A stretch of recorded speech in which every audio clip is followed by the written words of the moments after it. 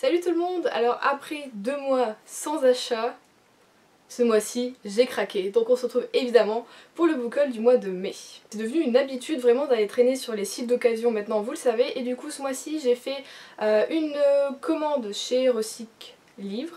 Parce qu'à la base en fait j'avais reçu, vous savez, enfin, si vous vous en souvenez, un service presse, du coup je l'avais renvoyé et puis... donc oui, il m'avait envoyé un avoir et du coup j'avais environ 10 € à dépenser sur le site, donc j'en ai profité et puis au final... voilà quoi, ça a un peu dérapé, donc vous allez voir. Alors on commence comme d'habitude par les mangas. Alors j'ai craqué pour un manga qui est plutôt vieux.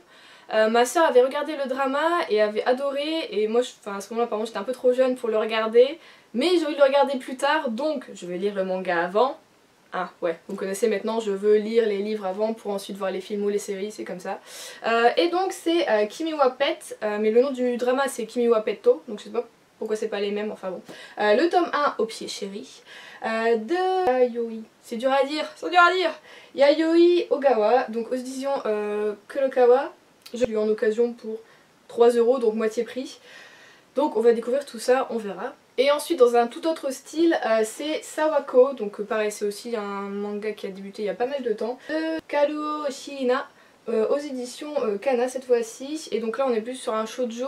Alors il me fait penser, enfin l'histoire me fait penser à Nobuta wo Produce, qui est un drama japonais qui date de 2005. Alors peut-être que c'est tiré de ce manga, je sais pas du tout.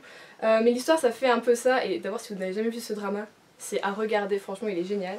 Donc voilà, on va partir là-dedans, je pense que pour l'été ça peut être une bonne histoire. Alors je sais pas, j'espère trouver du coup le reste de la série en occasion aussi, on verra. En tout cas ils sont juste en parfait état tous les deux, je les ai eu à moitié prix à chaque fois. Et franchement j'ai été étonnée parce que vraiment les mangas j'avais peur, vraiment peur qu'ils soient en mauvais état. Mais on voit que les passionnés de manga prennent soin de leurs livres et ça c'est parfait. Après ça on va passer aux poches, hein, on fait les choses dans l'ordre. Alors on commence avec une série que je veux depuis pas mal de temps, je dirais que ça va faire 2 ou 3 ans en tout cas qu'on entend un peu parler sur Booktube, Blogosphère, tout ça.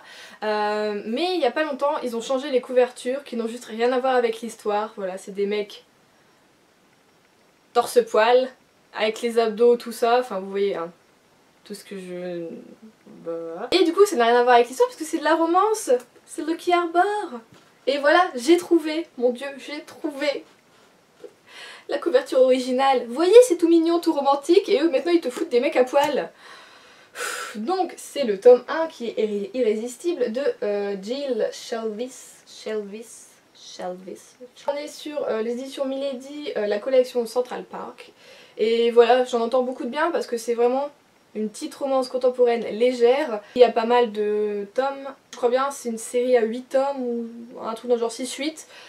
Donc je me dis moi pour l'été les romances contemporaines, vous savez printemps-été, j'aime beaucoup.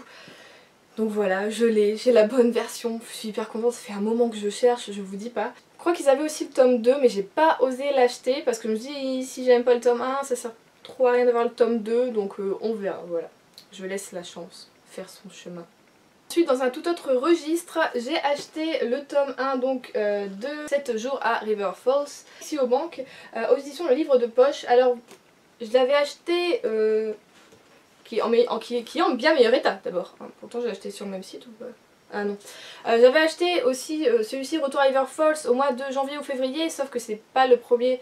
En fait c'est le premier tome de la trilogie mais de la seconde trilogie, donc il vaut mieux lire la première trilogie, c'est pas compliqué. Il faut mieux lire la première trilogie avant, et sauf que moi je me suis dit oh bah allons-y on commence par la deuxième, mais bon je préfère quand même au final lire la première, donc voilà, j'ai acheté le tome 1. Bon il est un peu abîmé mais au final, moi les thrillers je sais pas pourquoi ça me dérange pas quand c'est abîmé, quand on voit que ça a été lu, ça me donne encore plus envie de le lire, c'est étrange je sais, mais c'est comme ça. Bon au final il y a intérêt que ça me plaise puisque j'ai déjà le tome 1 de la première trilogie, on croise les doigts. Ensuite j'ai acheté Un avion sans aile de Michel Bussy aux éditions Pocket, donc je n'ai jamais lu de Michel Bussy. Et par contre celui-ci, voilà, quand j'ai été sur Booknote, sur le site, j'ai vu que c'était l'un des mieux notés, donc voilà, l'histoire me tente en plus.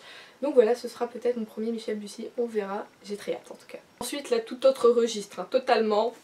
J'ai acheté Sur le sceau du scandale de Elizabeth Boyle aux éditions Harlequin et dans la collection Victoria. En fait depuis que j'ai lu Orgueil et Préjugés, j'ai envie de lire un peu plus, vous voyez, des romances un peu historiques tout ça. Et bon j'en trouve pas mal, enfin j'ai lu des bons commentaires sur celle-ci et l'histoire me plaisait.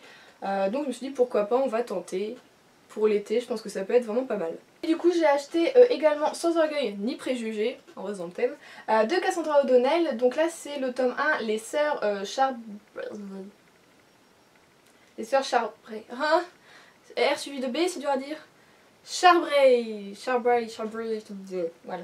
L'édition j'ai lu et celui-ci bah du coup va vraiment je pense faire un peu écho à Orgueil et Préjugés, donc j'ai hâte de voir ça et je pense vraiment que ça peut me plaire. Donc au grand format j'ai acheté Pour vous servir de Véronique Mouguin aux éditions Flammarion. Alors là c'est plus un roman un peu humoristique et je pense que je vais le lire bientôt, vous voyez, pour un petit peu de détente tout ça. Le résumé me donnait vachement envie. J'ai également acheté donc La dernière chanson de Nicolas Sparks aux éditions Michel Lafon. Celui-ci je l'ai lu du coup, donc dans le prochain update lecture vous aurez mon avis sur celui-ci. J'ai également acheté un autre Michel Bussy donc qui est Maman à tort, édition Presse de la Cité. Celui-ci je voulais le lire parce que bon, la série a déjà commencé sur France 2, mais bon bah du coup je peux pas la regarder vu que je l'ai pas encore lu, donc je voulais le lire avant de la commencer, donc je sais pas est-ce que tous les épisodes sont encore en replay, mais voilà, vraiment ça me tente, le résumé est assez...